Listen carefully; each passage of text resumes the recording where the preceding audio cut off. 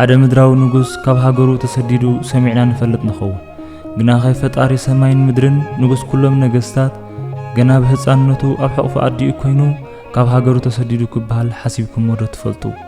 እዚ ተራ ስደት ኣይነበረን እዚ ውግእ እዚ ኣብ ገነት ዝጀመረ ናይ ነዊሕ እዋን ሕጂ ኣብ ምድሪ ዝግለጸሉ መድረኽ እዩ ብሓደ ሸነኽ ናይ ንጉስ ነገስታት ኣደ ዝኾነት ቅድስት ድንግል ማርያም ምስ ወዳ ብኻልእ ሸነኽ ድማ ብምድራዊ ንጉስ ሄሮዶስ ኣቢሉ ብስጋ ዝተገለጸ ጥንታዊ ጸላኢ ሰይጣን እቲ ውግእ ፍጡር ምስ ፈጣሪኡ ጸልማት ምስ ብርሃን ጽልኢ ምስ ፍቕሪ ዝካየዶ እዩ ነይሩ ንሰለስተ ዓመትን ፈረቓን ማለት ን1260 መዓልታት ዝወሰደ እዚ መገዲ መከራ ካብ ከተማታት ኢየሩሳሌም ክሳብ በረኻ ግብጽ ተዘርግሐ እዩ እዚ ስደት እዚ ካብ ሞት ምምላእ ጥራይ ኣይነበረን ትንቢት ነቢያት ምእንቲ ክፍጸም በኣምልኾ ጣዖታት ዝረኸሰት ምድሪ ብእግሪ ጎይታ ምእንቲ ክትቅደስ እዮ ምድሓን ወዲ ሰብ ምእንቲ ክግለጽ ዝተኸፈለ መለኮታዊ ዋጋ እዩ ነይሩ ኣብ ናይ ሎሚ መደብና ንግስቲ ሰማይን ምድርን ኣብ ምድሪ ስደተኛ ኮይና ዘሕለፈቶ መሪር ግዜ ክንምርምር ኢና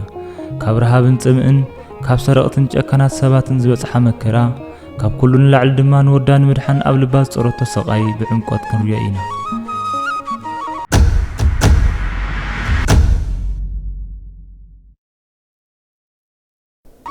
እዚ ታሪኽ ስደት ሓንቲ ኣደን ወድን ጥራይ ዘይኮነ ቤተክርስትያን ክሳብ መወዳእታ ዓለም እትሓልፈሉ ናይ መከራ መንገዲ ምሳሌ እዩ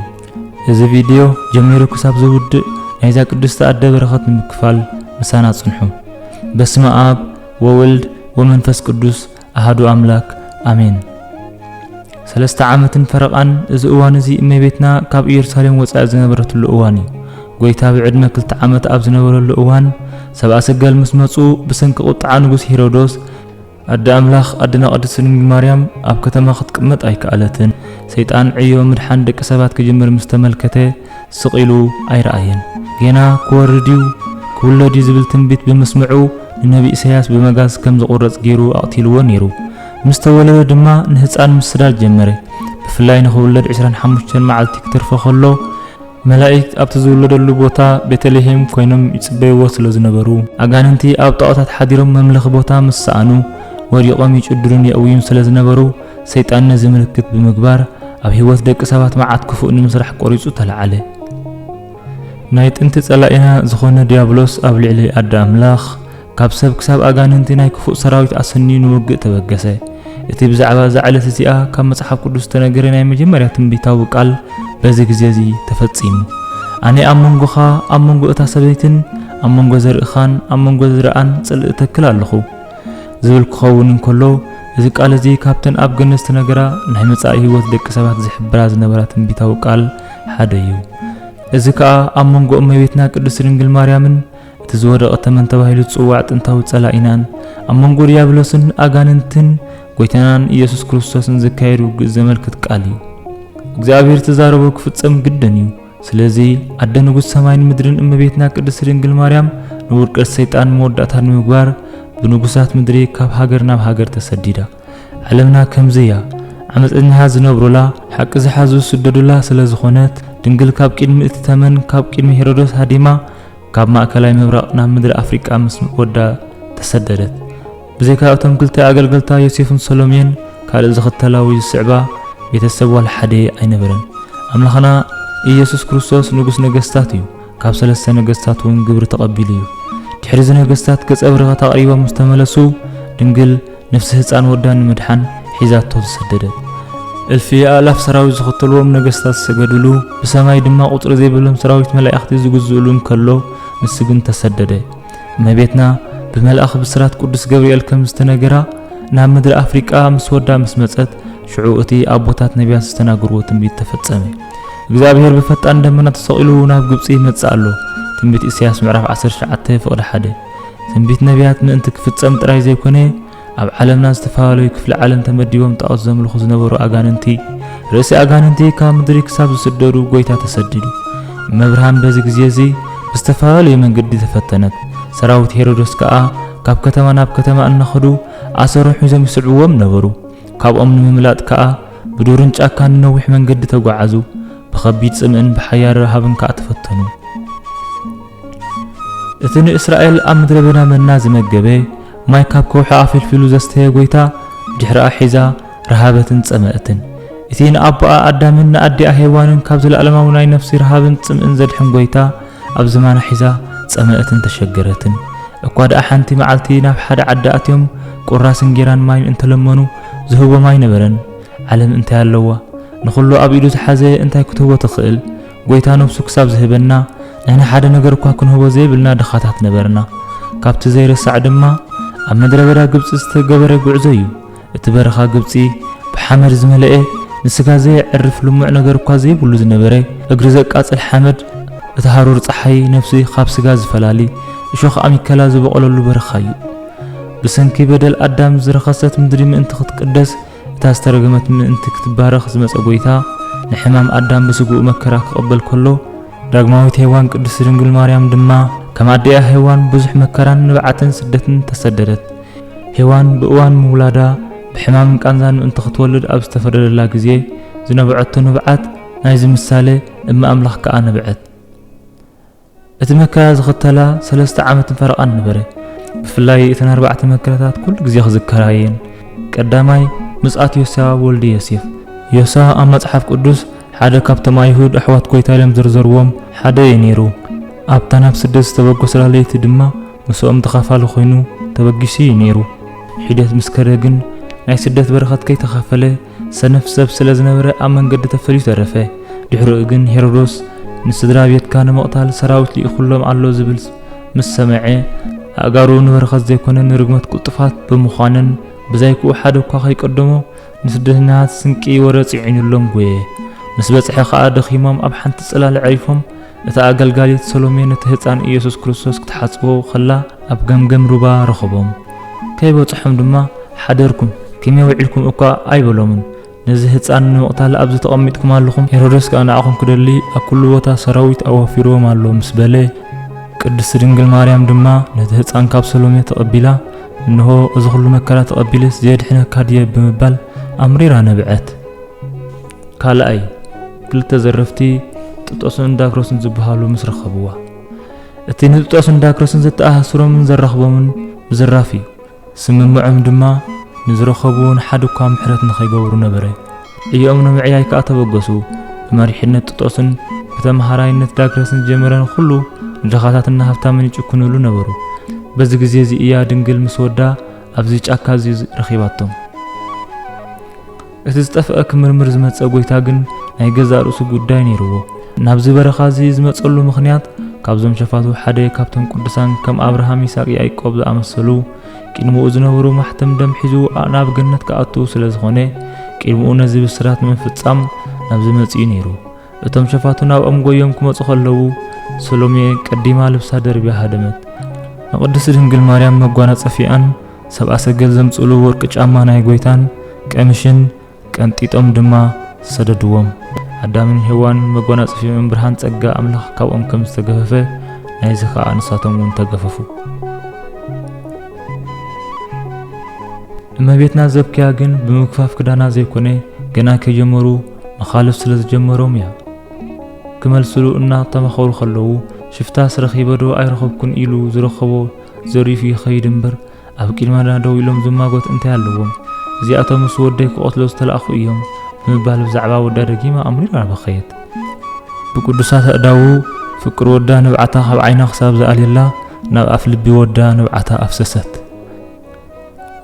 سميا وأملخ زستأنا قدلو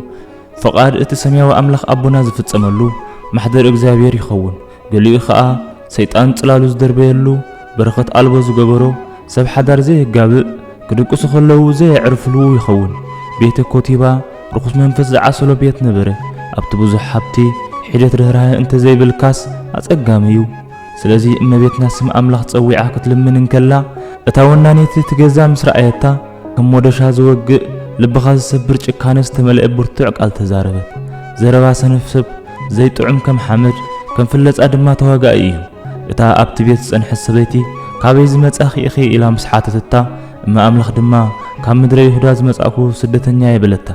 إتا سبيت دما تقبل أبلا نسخ حيال درق أنيان تقون نبر نسخ تمسلي كما خزبلت ملكعتي كم مجارج جو كذي موتسات مسبلتا إتشما قل السبعي يوسف تقبلو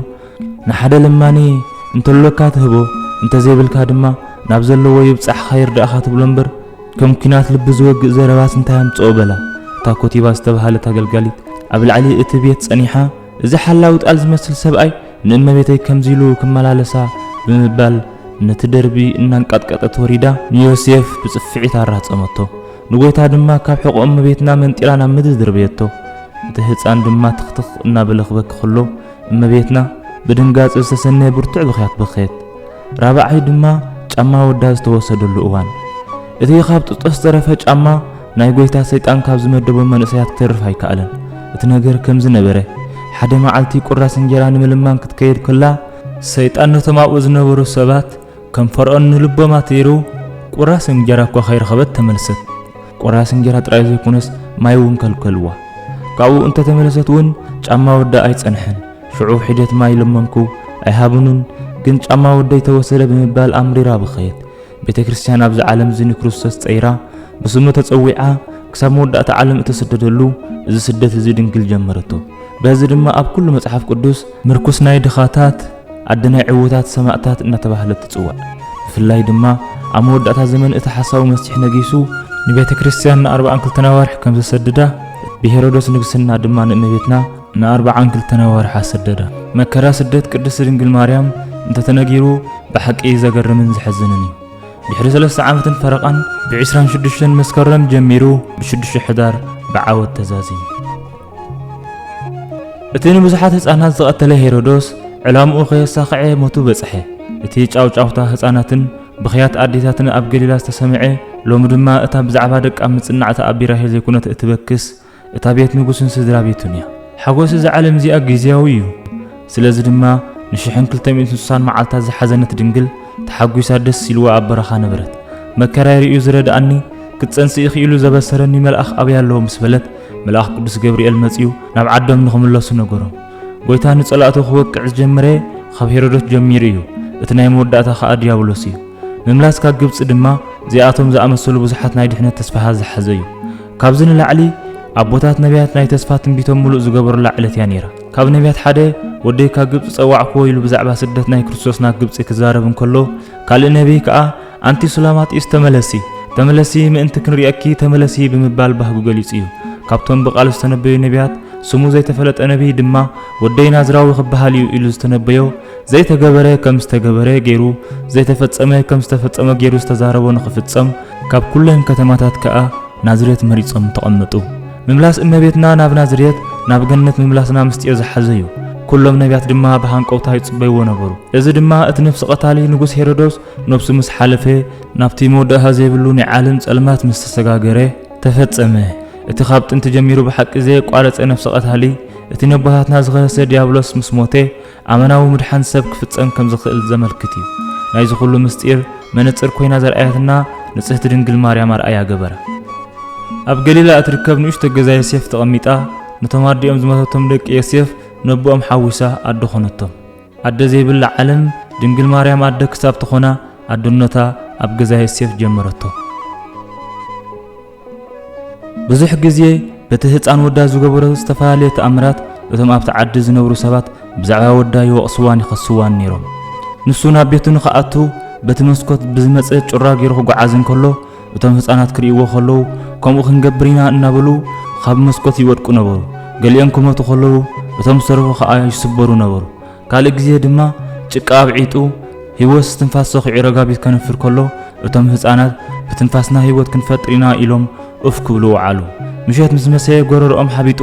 ልቦም ድማ ደኸመ እቶም ኣብ ገሊላ ዝነብሩ ሰባት ነዚ ሪኦም ብጽልኢ ኣብ ልዕሊ እመቤትና ተንስኡ ወድኸይ ንደቅና ቀቲልዎም ኣሎ በልዋ እቲ ኩሉ ዝኽእል ወዳ ነቶም ዝሞቱ ኣተንሲኡ ብሓቂ ዝቐተልኩኹም ኣነ ድየ ኢሉ ኣብ ህዝቢ ምስክርነት ክሳብ ዝህቡ ከዓ ሓተቶም እቲ ንኣቦታትና ዝኸሰሰ ጸላኢ ሎሚ እውን ክሱ ኣየቋረጸን ጎይታናውን መድሓኒናን ኢየሱስ ክርስቶስ ምስ ዓበየ ኩሎም ምድራዊ ህፃናት ኮይኑ ንኣዲኡ ብኩሉ ነገር ይእዘዛ ነይሩ ማይ ክቐድሓላ ምስ ኣዘዘቶ ማይ ብመንፊት ቀዲሑ የምጽኣላ ነይሩ ዕንጨይቲ እንተተባሂሉ ድማ ብንፋስ ኣሲሩ ብመንክቡ ጸይሩ ንኣዲኡ ንኩሎም ኣዝማዱን የገልግል ነይሩ ሕራይ ክቡራት ተኸታተልቲ